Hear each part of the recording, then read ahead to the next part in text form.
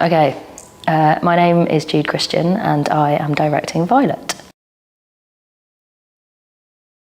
Violet is a story, I guess, broadly about two things. It's a story about a woman who lives in a world that is not quite the world that most of us live in now, but feels very much like a familiar amalgamation of a lot of components, a lot of aspects of the world that we live in now.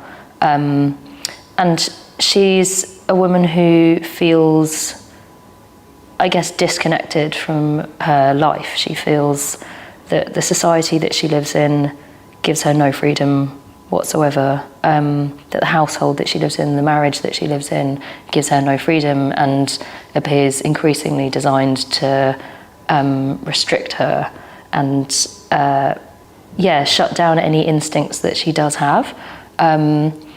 But ultimately she feels that she's living a life without joy, and without hope and without aspiration and without, I guess, she feels that she's living a life which doesn't contain the feelings and sensations and ambitions that the people around her do. I think at the same time, she doesn't crave being other people. She's an individual who doesn't believe that everyone else around her is living their lives in a way that's fulfilling or satisfying or just makes any sense whatsoever. I think what's really interesting about the piece is that gender feels really strong in it. It's a society which is really rigidly defined. There's a moment in which Violet's husband Felix states, you know, men work 9 to 5, women stay home and they raise the children and they do embroidery and they cook and clean and sew and feed the cats and the chickens. And Violet doesn't explicitly talk about womanhood. She and Laura, who's the other female character in the play, don't themselves have protracted conversations about the role of women, the restrictions placed on women, but it's incredibly clear. It's laid out to see in the work and in the actions that all of them carry out in their daily lives. And so I find Violet really exciting as a character because she's fully aware that womanhood and the lack of options that are given to her as a result of it is one facet of her existence. But she doesn't lean towards one narrow definition of what womanhood is. She doesn't point towards the sexism of the society that she lives in as the sole comprehensive cause of all of her problems. It's part of that pattern. The actual approach of directing the piece has been hugely disrupted by the pandemic, and actually the point at which I and Rosie, the designer, and Cecile, costume designer, came on board, we would have had very little time to work on the piece, and so that felt like an exciting process of throwing ourselves into it, at which point we all hit a brick wall, and the piece was postponed for a very long time. So in some ways it feels sort of depressingly on point to be making something about the end of the world. There are also huge moments of stasis in the piece, actually, given that the characters are going through this massive crisis. There are moments where you really see that small-scale domestic irritation. You see the dynamics that happen between couples when they have lived together for such a long time that the other person is wallpaper to them. And that felt very locked down.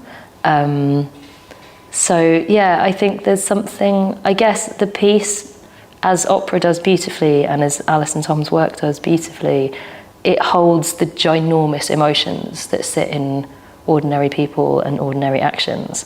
And so although the events of the piece are extraordinary, the apocalypse in Violet is, it's not some giant planet careering towards the earth. It's quite a strange, sort of literally ungraspable thing. There's time just falling out of time. Hours are just falling out of the day. And so what you witness is the human behaviour in response to that. Like, there isn't a marauding zombie army.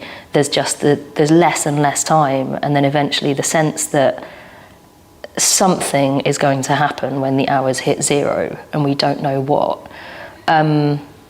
And so I guess post-pandemic, when people have had to confront mortality, people have had to confront ginormous seismic societal changes, and I guess probably quite rarely something that is in some form affecting everyone, whoever you are, to observe how people respond to that and to observe whether they shrink within themselves or they turn to familiar ritual or familiar hierarchical structures, or whether they search for solutions, or whether they take it as an opportunity to let an old, familiar, complex life fall away and face something new.